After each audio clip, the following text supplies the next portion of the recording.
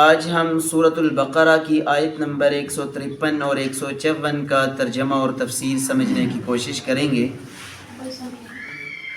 تو اللہ رب العالمین فرماتے ہیں، یا ایہا الذین، اے وہ لوگو، آمنو جو ایمان لے کر آئے ہو، استعینوا تم مدد طلب کرو، بالصبر صبر کے ساتھ، والصلاۃ اور نماز کے ساتھ، ان اللہ بے شک اللہ تعالی، مع الصابرین صبر کرنے والوں کے ساتھ ہیں۔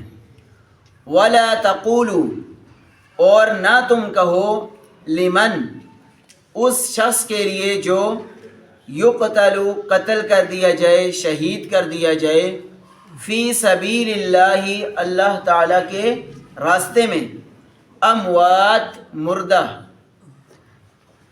بلکہ احیاء وہ تو زندہ ہیں، ولکن لا تشعرون لیکن تم شعور نہیں رکھتے۔ یہ وہ آیات مبارکہ ہیں۔ پچھلی آیات مبارکہ کے اندر اللہ رب العالمین نے یہود و نصارہ کا بھی تذکرہ کیا، تو اب اللہ رب العالمین کچھ بنیادی اصول اہل ایمان کو بتلا رہے ہیں کہ تم اپنا کر کفار کی سازشوں کو، یہود و نصارہ کی باتوں کا مقابلہ آپ کر سکتے ہو، منافقین کا مقابلہ کر سکتے ہو۔ تو ان باتوں میں سے جو ہے دوسری بات اللہ رب العالمین نے یہاں پر ذکر فرمائی کہ استعینوا بالصبر والصلاۃ، جب بھی کوئی تمہیں کسی تکلیف کا سامنا کرنا پڑے، پریشانی کا سامنا کرنا پڑے، تو تم نے اللہ رب العالمین سے دو چیزوں کے ذریعے مدد طلب کرنی ہے۔ ان میں سے پہلی چیز صبر ہے۔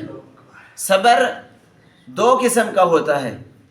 ایک وہ صبر ہے کہ اللہ رب العالمین نے جن چیزوں کو منع کیا ہے، حرام کیا ہے، حالانکہ اس کے اندر لذت انسان کو بظاہر نظر آ رہی ہوتی ہے۔ اب دھوکہ ہے کسی انسان کے ساتھ، اللہ رب العالمین نے، اللہ اور اس کے رسول نے منع کیا ہوا ہے، لیکن انسان کو دھوکہ کرتے ہوئے بڑی لذت آتی ہے۔ زنا ہے، اللہ رب العالمین نے منع کر رکھا ہے، لیکن اس کے کرنے سے بڑی انسان کو بظاہری بڑی لذت محسوس ہوتی ہے۔ تو یہ ہے صبر کہ اللہ رب العالمین نے جن کاموں سے منع کیا ہے، بے شک ان کے اندر مجھے اور آپ کو بظاہر بڑی لذت محسوس ہو رہی ہے، لیکن اس سے باز آنا، اس کو بھی علماء کرام نے اور مفسرین کرام نے صبر کے اندر شامل کیا ہے۔ اور دوسرا صبر یہ ہے کہ اللہ رب العالمین نے جن باتوں کے کرنے کا حکم دیا ہے، بجا لانے کا حکم دیا ہے، بے شک اس کے اندر مشقتیں ہیں، تکلیفیں ہیں، ان کو برداشت کرنا یہ بھی صبر ہے۔ مثلا آج کل ٹھنڈ ہے، ٹھنڈ کا موسم ہے، فجر کی نماز کے اندر اٹھنا تھوڑا سا مشکل ہے، دشوار ہوتا ہے، لیکن میں نے اور آپ نے اپنی خواہشات کو، نفس کو کچل کر اللہ اور اس کے رسول کی خاطر جو ہے ان مشقتوں کو برداشت کر کے، ان کے اوپر صبر کر کے اللہ رب العالمین کے حکموں کو بجا لے آنا ہے۔ ٹھیک ہے، تو صبر کے اندر اللہ رب العالمین نے بہت بڑا اجر رکھا ہے۔ اللہ کے نبی صلی اللہ علیہ وآلہ وسلم نے، صحیح مسلم کی روایت ہے، آپ صلی اللہ علیہ وسلم نے فرمایا کہ مومن کا کتنا ہی عجیب معاملہ ہے کہ جب اس کو خوشی ملتی ہے تو اس خوشی کے اوپر اللہ رب العالمین کا شکر ادا کرتا ہے، اور جب کوئی اسے پریشانی لاحق ہوتی ہے، کوئی غم آتا ہے، کوئی پریشانی اور تکلیف آتی ہے، تو وہ فوراً اللہ رب العالمین کی اس آزمائش کے اوپر، اس تکلیف اور غم کے اوپر اللہ رب العالمین کے آگے صبر کرتا ہے، اپنی زبان کے اوپر شکوہ نہیں لاتا۔ اور آپ صلی اللہ علیہ وسلم نے ساتھ ہی فرما دیا کہ دونوں باتیں اس مومن کے لیے، ایسے مومن کے لیے باعث خیر ہیں، خیر والا معاملہ ہے اس کے اندر صبر کرنے والوں کے لیے۔ اور اللہ کے نبی صلی اللہ علیہ وآلہ وسلم نے فرمایا قیامت والا دن ہوگا، جو ایک فرشتے آوازیں دے رہے ہوں گے کہ این الصابرین، کہاں ہیں تم میں سے صبر کرنے والے؟ دنیا کے اندر اللہ رب العالمین نے جو تمہارے اوپر آزمائشیں ڈالیں، پریشانیاں اور غم آئے تمہیں، ان کے اوپر جو صبر کرنے والے ہیں آج ان کے لیے خوشخبری ہے۔ فرشتے جو ہے قیامت والے دن منادی لگا رہے ہوں گے حشر کے میدان کے اندر۔ تو دوسرا طریقہ اللہ رب العالمین نے بتلایا، والصلاۃ، اور نماز کے ذریعے۔ نماز ایسی چیز ہے کہ میں اور آپ اپنے نبی کریم صلی اللہ علیہ وآلہ وسلم کی سیرت کا بھی اگر مطالعہ کریں تو آپ جب بھی کوئی پریشانی آتی یا خوشی آتی آپ اللہ کا شکر بھی نماز کے ذریعے ادا کرتے اور اپنی پریشانی کے وقت بھی اللہ رب العالمین کے سامنے کھڑے ہو جایا کرتے تھے، اپنی پریشانی کو سجدوں کے اندر اللہ رب العالمین کے سامنے پیش کیا کرتے تھے۔ اور نماز تو ایسا معاملہ ہے کہ انسان جب اسے ادا کرتا ہے تو ایک دلی سکون، اور جب بھی پریشانی آتی ہے انسان اگر نماز کی طرف راغب ہو جائے، اللہ رب العالمین کے سامنے کھڑا ہو جائے تو انسان سے وہ پریشانی اور غم اللہ رب العالمین قدرتی طور پر ختم کر دیتے ہیں۔ اور نماز یہ ایسا معاملہ ہے کہ اللہ کے نبی صلی اللہ علیہ وسلم جب معراج کے اوپر گئے تو موسیٰ علیہ السلام نے جب فرمایا کہ ان کو اپنی امت کے لیے کم کروائیں، 5 نمازیں جب رہ گئیں آپ نے پھر فرمایا کہ اس سے بھی کم کروائیں، لیکن اللہ کے نبی صلی اللہ علیہ وسلم نے وہاں پر فرمایا تھا موسیٰ علیہ السلام اب میں اپنی امت سے یہ امید کرتا ہوں کہ میری امت یہ کبھی بھی 5 نمازیں نہیں چھوڑے گی، کبھی نہیں ترک کرے گی۔ اور آپ صلی اللہ علیہ وسلم نے اپنی دوسری روایت کے اندر فرمایا بین العبد و بین الکفر، ایک مسلمان اور کافر کے درمیان فرق کرنے والی چیز، دونوں کو اگر آپ پہچاننا چاہتے ہیں تو نماز کے ذریعے پہچان سکتے ہیں۔ ایک مسلمان جو ہے مومن وہ نماز ادا کرتا ہے، اور ایک غیر مسلم وہ نماز کے وقت نماز نہیں ادا کرے گا، تو دونوں کے درمیان کس چیز سے فرق آ جائے گا۔ تو اس لیے میرے بھائیوں اللہ رب العالمین سے دعا کرتا ہوں کہ اللہ رب العالمین مجھے اور آپ کو صبر بھی اور نماز کا پابند بھی، اور جب بھی اللہ رب العالمین سے ہم دعا کرتے ہیں کہ ہمیں پریشانی والا معاملہ آئے تو ہم اللہ رب العالمین ہمیں ان دونوں چیزوں کی، دونوں اعمال کی توفیق عطا فرما دے۔ اگلی آیت مبارکہ کے اندر اللہ رب العالمین نے ان لوگوں کا ذکر کیا ہے کہ صبر کرنے والوں کے لیے پہلا انعام کہ اللہ رب العالمین نے دنیا کے اندر ان کے لیے، اہل ایمان کے لیے، ان کے ہاں جو ان کا مقام واضح کر دیا ہے کہ ان کو تم نے مردہ نہیں کہنا۔ اب اس مردہ سے یہ مراد نہیں ہے کہ وہ پھر جس طرح آج کل اکثر لوگ یہ دلیل پیش کرتے ہیں کہ مردے تو قبر کے اندر سنتے ہیں، وہ زندہ ہوتے ہیں، لیکن مفسرین کرام نے، امام ابن کثیر رحمہ اللہ تعالی نے اپنی تفسیر ابن کثیر کے اندر نقل فرمایا ہے کہ اس سے مراد یہ نہیں ہے وہ زندگی عالم برزخ کی زندگی ہے۔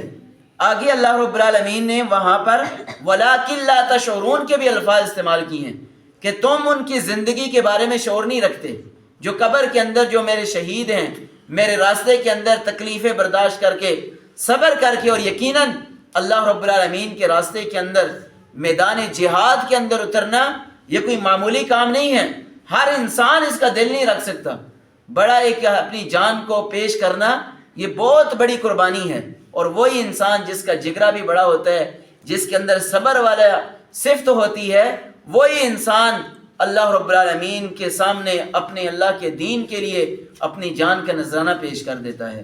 تو اللہ رب العالمین سے دعا ہے کہ اللہ رب العالمین مجھے اور آپ کو ان آیات مبارکہ کے اوپر عمل کرنے کی توفیق عطا فرمائے۔ آمین وآخر دعوانا ان الحمد للہ رب العالمین۔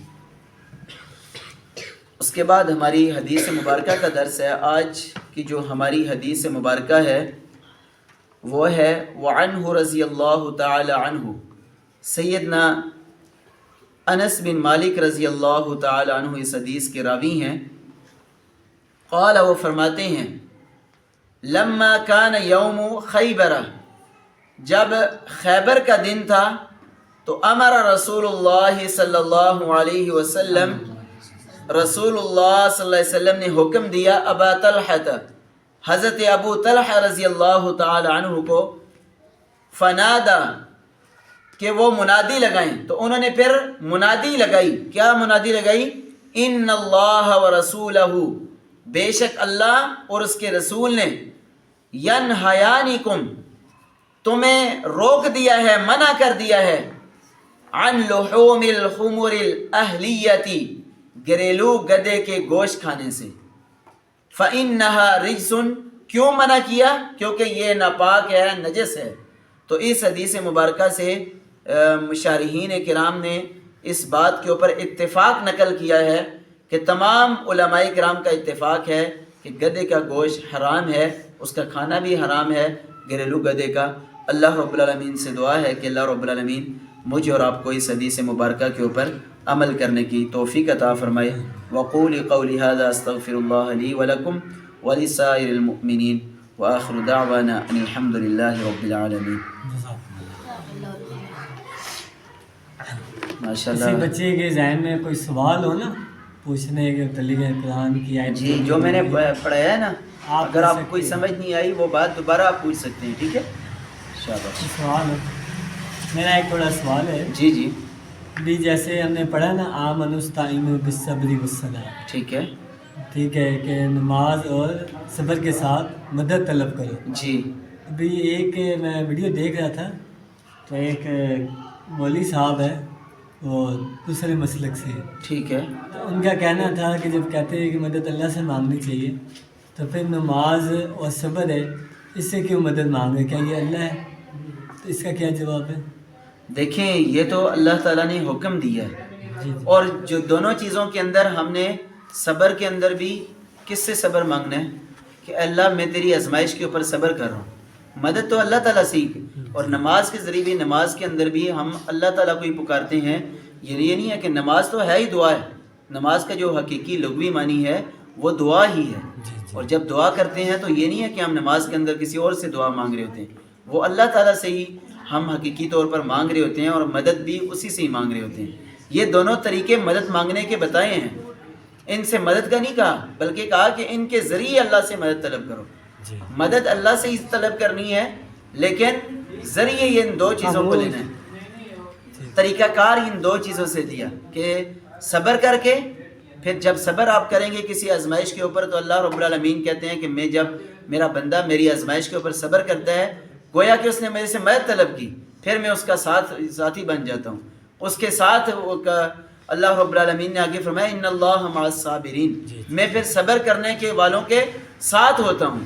اور اسی طرح نماز کے ذریعے بھی جب انسان نماز ادا کرتا ہے تو نماز سے مدد نہیں طلب کر رہا، مدد تو اللہ ہی سے ہی مانگ رہا ہے، لیکن طریقہ کار یہ بتلایا کہ مدد ایسے مانگنی ہے ان دو چیزوں کے ذریعے، عمومی طور پر بھی لیکن خاص طور پر ان دو چیزوں سے آپ نے مانگنی ہے، نہ کہ ان دونوں چیزوں سے مدد مانگنے کا.